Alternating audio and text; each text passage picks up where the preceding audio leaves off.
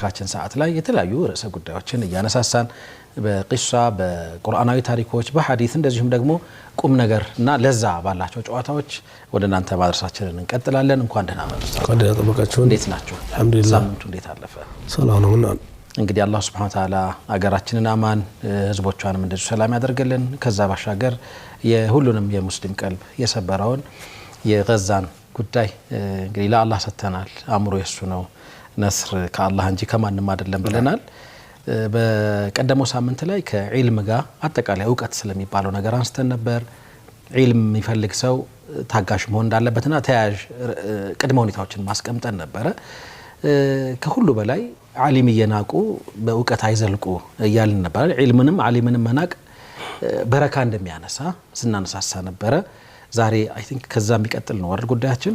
መርሐባ بسم الله الحمد لله رب العالمين والصلاه والسلام على رسول الله صلى الله عليه وسلم صلى على نبينا محمد صلى الله عليه وسلم اللهم صل على محمد وعلى ال محمد አው ዕውቀት በስድስት ነገሮች ዕውቀት ይገኛል። ያልተዛውጭ ሊገኝ አይችልም።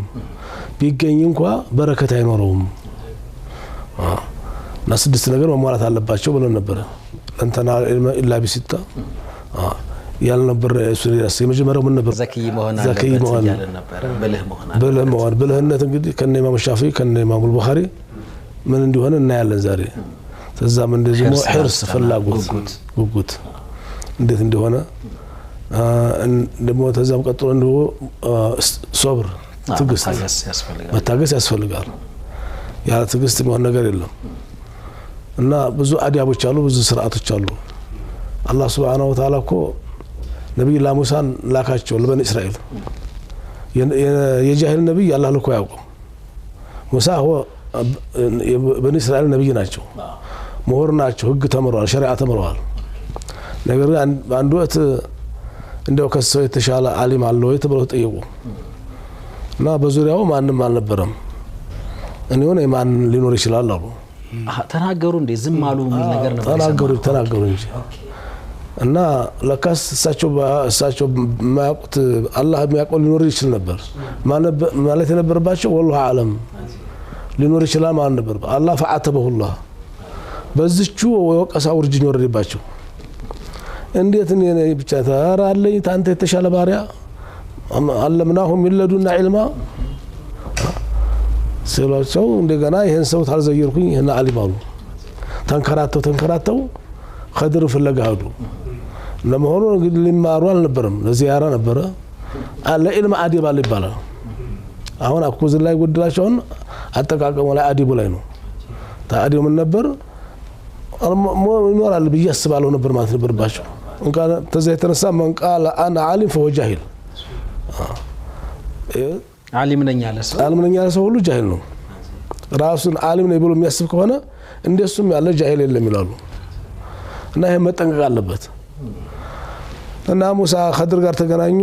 እንዴት ተሰውል ይማሩ ተሰውጋል ሊቆዩ ሲፈልጉ ሙሳ እሳቸው ደግሞ ምን አሉ? ለን ተስተጢዓ መእሱብራ። እኔ እሷ ነገር በጣም ትገርመኛለች። ደግሞ ላ ተስተጢዓ አይደለም እኮ ለን ደግሞ አርፍነቷ ደግሞ ተስፋ ስቆረ በጭራሽ በፍጹም አንተ ከኔ ጋራ መዝለቅ አትችልም። ትዕግስት የለህም። ይገርም ነው በጣም ስላቸው ራስ ታገሳለሁ አሉ። ተለማመጡ እንደገደይ ጠኑ። አሁን እንግዲህ አስቀጥል አሏቸው። ምን እንዳታናግረኝ አሉ። ሲሄዱ እንግዲህ መጓዛቸውም የሚያዩት ነገር ሁሉም ኢልም ነው። ኪታብ ብቻ አይደለም ኢልሙ። ሁሉ ነገር ለካ መማር ነበረባቸው። ጉዟቸው መልካ ትምህርት ነበር፣ ስራቸውም ትምህርት ነበር። ወላ ሙሳ ኸድር የሚሰሩት ስራ ህግ ወጥ ነው። በሙሳ ህግ ሙሳ ተማሩ ናቸው። የተለመደ አይደለም። ከሳቸው አንፃር ነው። ሙሳ በተማሩት ህግ ኸድር የሚሰሩት ስራ ሁሉ ህግ ወጥ ነው። ለሰው መግደል አለ፣ ንብረት ማውደም አለ፣ ሰዎችን አለ መርዳት አለ። እንዴት ይታገሱ ሙሳታል ያንን ታዳጊ እና በየ ነበር እኮ ለን ተስተጢዓ መእሱብራ انك لن تستطيع ما እንደገና ረስቸው ነው ምን አመላው ሶስት ጊዜ በሶስተኛው በቃ ሀዛ ፊራቁን በይነው በይነክ በላሁን ግን የመጣበት ተመለስ። ሶስት ግን እድል ሰጣቸው። በጣም የሚገርመኝ ሶስት ጊዜ እድል መስጠት ጥሩ ነው ማለት ነው። አዎ ባንዲ ማማ ታባረረ ምን ሸት ይባላል። ባንዲ ጥፋት ሰው ተማሪውን አያባረርም። እንደ ደሞ ተቆጣ ይገለመጠ ብሎ ደሞ መባረርም የለበትም። ሙሳ እኮ ደጠኑ አይደግመኝም አሉ። ደግሞ ሲያዩት ደግሞ ህገ ወጥ መስሎ ታያቸው።